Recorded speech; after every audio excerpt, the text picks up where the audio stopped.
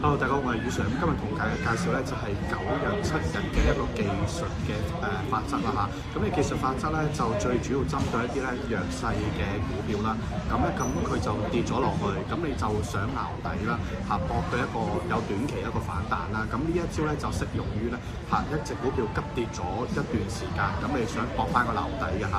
嗱，咁啱啱宇常都喺 Facebook 上面講咗啦。咁其實咧正規嘅股票買賣嘅情況，應該大家咧係要高買更加高買啦，然後強者係會越強，弱者係越弱啦。所以呢啲理論咧，盡量大家會少用啦。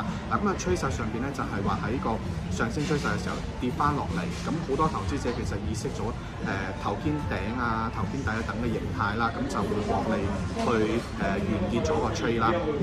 咁呢個統計咧，大約需要咧係9個交易嘅時間啦嚇 ，9 trading days 啦。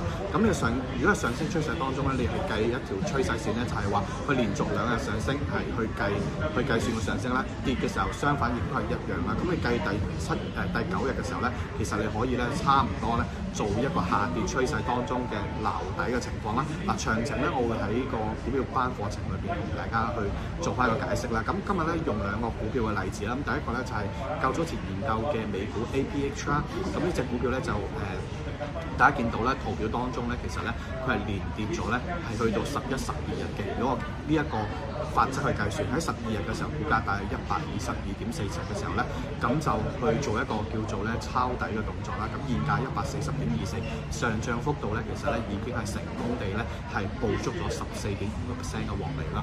咁另外一隻美股嘅股票咧就都係比較弱勢㗎啦。咁公佈業績之後一支大陰燭跌落嚟啦，咁TMDX 啦，咁亦都係同樣用呢個法則。咁但係當然啦，法則當中咧有啲嘅變化你睇得到。如果譬如可能跌得太急嘅，可能你等多1、2日啦嚇。嗱，咁就當初出現嘅時候睇到股價係捕捉到可以上升咧嘅時候咧，大約63.93啦。咁而家現價咧大約70.1。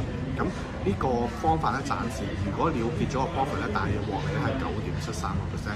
咁大家如果對宇常嘅分析係有興趣，可以購買宇常嘅一個投機者嘅價值呢本書，或者係 join 翻宇常呢個股票班嘅課程。多謝大家，拜拜。